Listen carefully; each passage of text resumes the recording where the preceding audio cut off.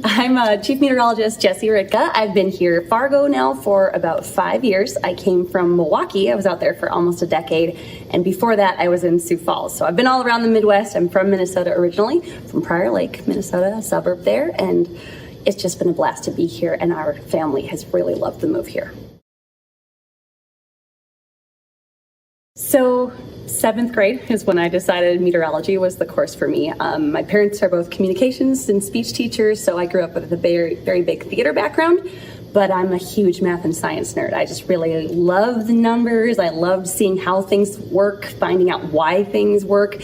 And so in 7th grade, I had a unit in my science class, and it was a weather unit, and I just fell in love, and I kind of coupled my theater with math and science, and I was like, I can perform and do science at the same time if I go into TV weather. So 7th grade, that was my trajectory, and I stuck the course the whole way through college and then into the career I'm at now. I love science and explaining to people how it can be a little bit more than just, oh, suddenly it's raining now. Why is it raining? And giving people the why behind the weather. And for me, especially television is kind of the perfect outlet to do that and to just be like, this doesn't have to be the thermodynamics that I took, but I want to give you a little bit of an insight as to why.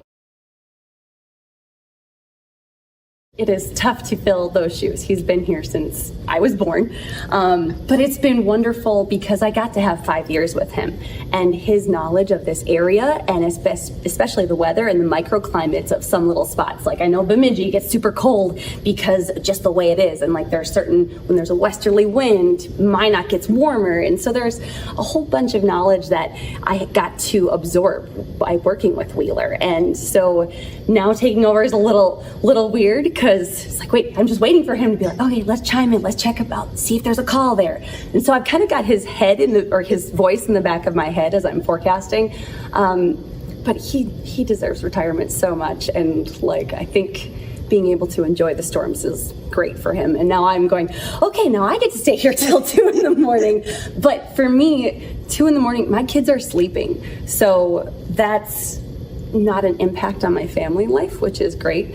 And since we have such a great, capable staff here, I think the teamwork is going to be wonderful. And I had a mentor in high school who was like, you know, once you're climbing the ladder, make sure you reach your hand down.